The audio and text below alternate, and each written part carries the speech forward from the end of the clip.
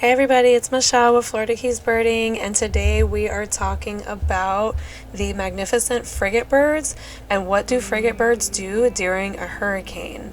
So I'm going to share an experience with you that I had just this past summer that I found out exactly what frigatebirds do during hurricanes. I experienced it myself and I've got some cool video to show you about what happens to them and where they go and what exactly goes on with their behaviors. So the magnificent frigate bird is a bird that will normally soar over the ocean hundreds of miles offshore. So for them to come over to land is not the norm. They're normally way far out in the ocean. Sometimes here in the Keys I'll see like one or two just randomly, but for the most part you're just not going to see them on shore like that. So these birds will ride for weeks normally on air currents, and they can travel thousands of miles without getting tired. They're actually able to travel for up to 260 miles in a single day for up to 48 straight days or more. So that's pretty crazy. Just to have a little background on these birds will hover over the ocean because they cannot swim.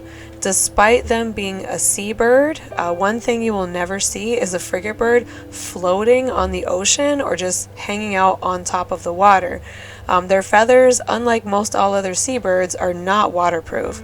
So frigate birds have to find a way to stay aloft in the sky because they cannot land on water. And if for some reason they got sick, or they got pushed down by like a fishing lure or a hurricane, strong wind or something like that, if anything pushes them down into the water, they will drown right away. They will not survive.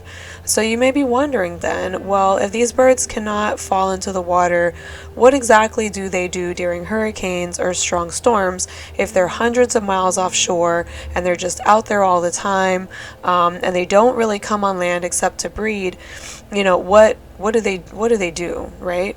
Well, actually, I got to experience this firsthand in some video here that I have. This summer, right before an approaching storm, Hurricane Idalia, that was passing near the Keys, I was out birding that morning. It was a sunny morning. It was pretty windy though. The wind was already starting to pick up. And before the storm actually came in and it got cloudy and nasty, I thought to myself, okay, I'm just going to get out birding to see what's going on. It was during fall migration around September, I believe it was September probably. And I was like, okay, I'm gonna go to my normal spot, Old Settlers Park. And this park is it's a coastal park. It's literally right on the water. So you come in and there's like a nice hardwood hammock, and then you go to the back of the park, and then there's mangroves and there's rocks, and then there's the water, and you can see way out into the ocean. So I'm at Old Settlers Park. I'm noticing there's lots of barn swallows. I'm noticing lots and lots of barn swallows just flying at full speed, top speed going through. And then I noticed something odd. In the past, when I go to this park, I normally just see like one frigate bird that hangs around there consistently over the water, and he just kind of, you can kind of see him around, and I would see that one, little guy almost every time.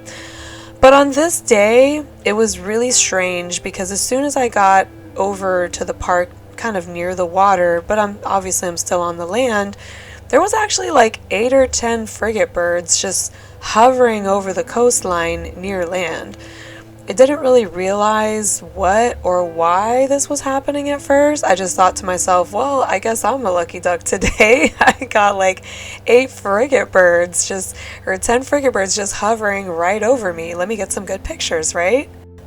So I go ahead, I get some pictures. They're like right close to the ground. I mean, not like super close to the ground, but they're hovering pretty darn low for a frigate bird to be that close to shore, and it was just odd. So I was like, okay, cool. I got some pics. I went to Harry Harris Park in Tavernier after that. I also noticed there were quite a few frigate birds just hanging out right over land near the shoreline, and I'm just like, more frigate birds. Well, this is kind of weird. So I'm already kind of suspicious. I'm thinking something is up. I know there's a storm coming on shore, but I'm just like, I didn't put two and two together, initially. So I go home because it's starting to get cloudy and I can see, the storm's starting to come on shore.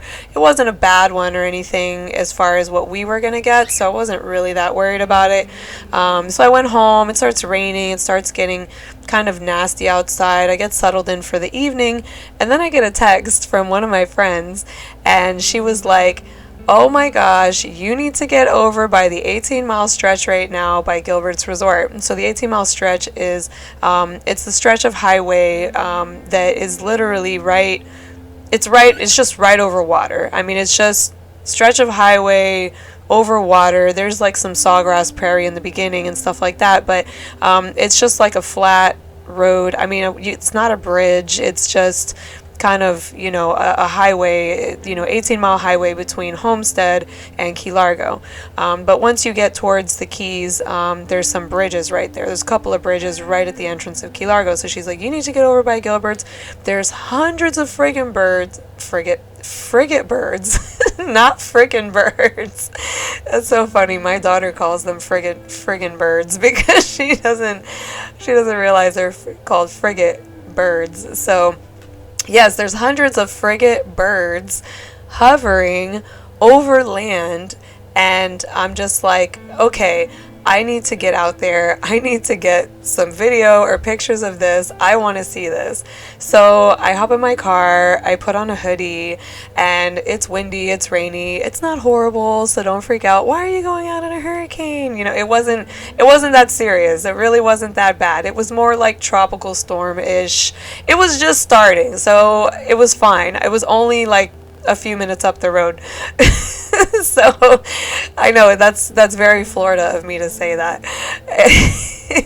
Anyway, so I get down there and I'm looking and I finally see it and I'm like, oh my gosh, there are literally, you can see it here in the video, hundreds of circling frigate birds just flying together, flocking together, in the air. It was a crazy sight to see. I've never seen anything like this before. It was insane. It was the coolest thing ever to witness. And I just sat there for a while and I watched them. I took lots of pictures and videos of them, and they were just circling, funneling, right over the lagoon next to all the trees and stuff like that near the shore. So yeah, it was really crazy. So I went home and I was like, okay, I gotta find out, what happened. Like, why are they like this? Why are they over here like this? To have big concentrations of them like that is totally abnormal. It's not the norm. So what I ended up finding out is to have them together in big concentrations like that is actually a surefire sign, an ominous sign that there's bad weather to come, and that a hurricane is approaching. It's actually how they used to tell that hurricanes were coming back in the day before we had, news and weather and satellites and all that fun stuff. So before a big storm, these birds will flock together to shore to flee the ocean for safety. It's because if you think about it, if they get knocked out of the sky into the ocean, they're going to die. But at least if they could get on the shoreline, they could, perch in some trees, whatever, they'll be okay. So some researchers will suggest that low-frequency sound waves generated by the large storm will trigger the bird's departure, and other research shows that they take notice once the winds pick up. So, it could be either way. It's not like we can talk to them and ask, right? Be cool if we could, though. Most seabirds will seek shelter, taking cover inside of tree holes and stuff like that, underneath sheds and on the sides of houses, and others will fly ahead of the storm, and some will also get caught in the eye or the outer winds, and they'll usually head downwind until they reach the eye to keep flying inside the storm until it dissipates. But although some of these storms can be deadly to birds, most do manage to survive the bad weather. And although storms can have short-term impacts on nesting and stuff like that, I did read a few studies in the Caribbean about nesting frigate birds. Most of them, the populations were able to bounce back, pretty quickly right after the storm. So not to worry these birds know what to do. This is according to, Florida Fish and Wildlife. So yeah, so they know what to do. They know how to recover if that does happen in the middle of nesting season or something like that. But yeah, I just wanted to share this experience I had because it was really cool and it was really interesting to see, and it was something new that I learned after I witnessed this amazing sight. So I hope you enjoyed it just as much as I did, and now you know, if you see a big flock of frigate birds coming your way, the storm is approaching.